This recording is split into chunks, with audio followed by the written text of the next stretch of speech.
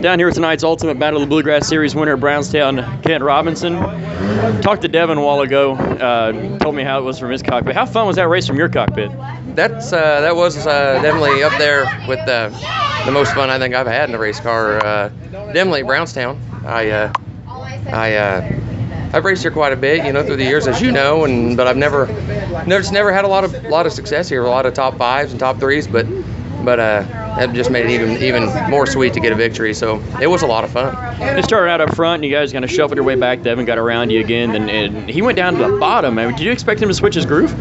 No, I mean, I knew he was going to probably start searching because I knew he was getting signals, as we all do. And when he came to the bottom, I mean, I wasn't expecting it, but I mean, he didn't do anything wrong. But I mean, it kind of lost the air off my nose, and it lost me about 5 car lengths on him. And I think that's when Greg kind of got closer to us, and but I think I got back in my groove and just got more relaxed, and I knew if I could start hitting my marks, my car was probably going to get better. It's just a kind of a waiting game with the tire rule that was here. We had to run a harder right rear, but we were soft everywhere else, so it's kind of hard to figure out how to do it. It's just part of being a driver, and so I just tried to bide my time at that point, got back to Devin, and then I started hearing Greg, and then when he went around me, I thought, well, I knew he was on harder tires, so I thought he might be a little bit better, and then he kind of started fading there, and lap traffic kind of played in our favor, and it all just worked out, so we're fortunate. Now, the last couple laps, what was your strategy there? I mean, Greg had, you guys coming to the cup last 2 laps, so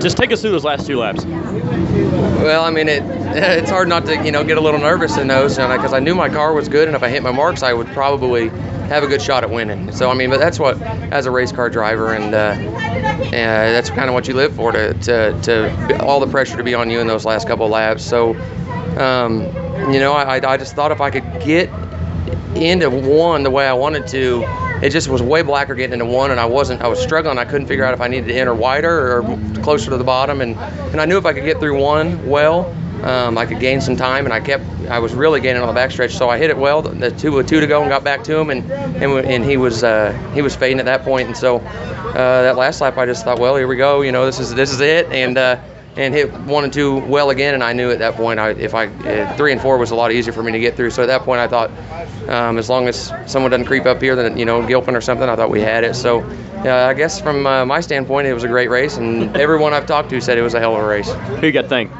I got to thank my family and everyone that's involved that helps me. I mean, it's a huge team sport, as we all know, but I mean, it's so much effort that goes into the shop, and Kyle Alt's been helping me, and we're a little bit down on help, so my fiance Sarah, my sister, my mother, all those guys, they definitely couldn't do without them. And then Jay Dickens Racing Engines, Club 29 race car was spot on tonight, and Kaiser Manufacturing, All Star Performance, VP Racing Fuels, and Bell Helmets, and Advanced Racing Suspensions. They got me dialed in tonight, so hopefully we can take this into next week and have some momentum. Speaking of next week, what's next for you guys?